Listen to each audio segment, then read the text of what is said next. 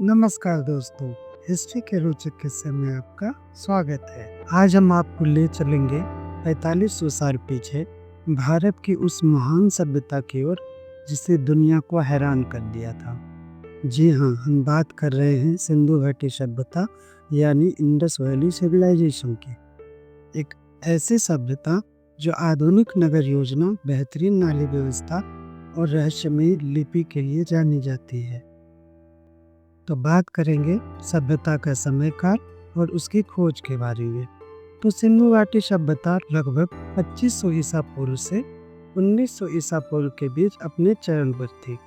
इसकी खोज सबसे पहले 1921 में हड़प्पा, जो कि अब पाकिस्तान में है, और 1922 में मोहनजोदारो में गई। यह सभ्यता सिंधु नदी और उसकी सहायक नदियों के किनारे बसी थी।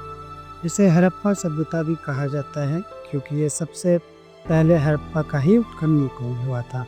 सोचिए, ये सभ्यता उतनी ही पुरानी है जितनी मिस्र की सभ्यता है और मेसोपोटामिया की सभ्यताएं हैं।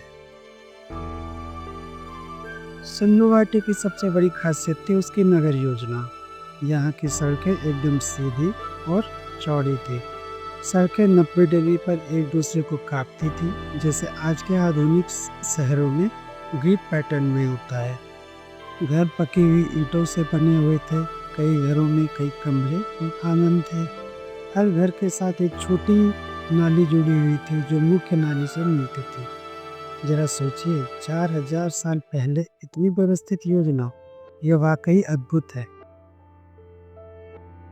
अब आते हैं उनकी सबसे उन्नत खोज पर, जो कि नाली व्यवस्था है या ड्रेनेज सिस्टम है। हर घर से गंदा पानी बाहर निकलकर ढकी हुई नालियों में जाता था। इन गलियों को साफ करने के लिए जगह जगह पर ढक्कन के रास्ते बनाए हुए थे। इतना सुनियोजित ड्रेनेज सिस्टम आज भी कई आधुनिक शहरों में देखने को नहीं मिलता है।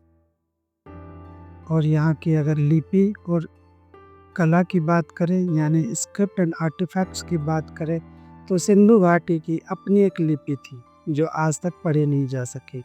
हजारों सेल्स और शिलालेख मिले हैं जिन पर चित्र और चिन्ह बने हुए हैं। अगर हम इस लिपि को पढ़ पाए तो हम उनकी राजनीति, धर्म और जीवन शैली के रहस्य खोल सकते हैं। कला और शिल्प भी अद्भुत थे। नृत्य करती युवती की कांस्य मूर्ति व पशुपति मोहर उनकी कलात्मकता का प्रमाण है। खिलौने, गहने और बर्तन उनकी रोजमर्रा की उन्नत जिंदगी दिखाते हैं।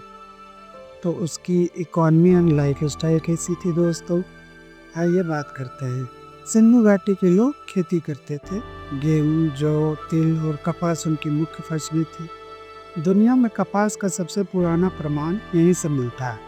वे बैलगाड़ी, मिट्टी के खिलौने और धातु के औजार भी बनाते थे। व्यापार में मोती, धातुएं, मिट्टी के बर्तन शामिल थे और ये लोग दूर देशों से भी संपर्क रखते थे।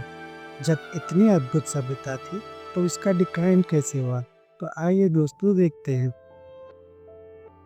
लगभग 1900 ईसा पूर्व के बाद यह सभ्यता धीरे धीरे करके खत्म होने लगी। विद्वानों के अनुसार इसके पीछे कई कारण हो सकते हैं। नदियों का मार्ग बदल जाना, बाढ़ या सूखा, या फिर कोई बाहरी आक्रमण। आज भी इसका सही कारण एक रहस्य बना हुआ है। तो दोस्तों, यह थी सिंधु घाटी सभ्यता, हमारे अतीत का वह गौरवशाली अध्याय जिसने हमें दिखाया कि प्राचीन भारत कितना उन्नत था। नगर योजना, नाली व्यवस्था और रहस्यमय लिपि आज भी हमें आकर्षित करती है। आपको क्या लगता है, अगर इनकी लिपि पढ़ ली जाए तो हम कौन सा सबसे बड़ा रहस्य का पता चलेगा? कमेंट में ज़रूर बताइएगा। अगर वीडियो पसंद आया हो तो लाइक, शेयर और सब्सक्राइब करना मत भूलिए। धन्यवाद।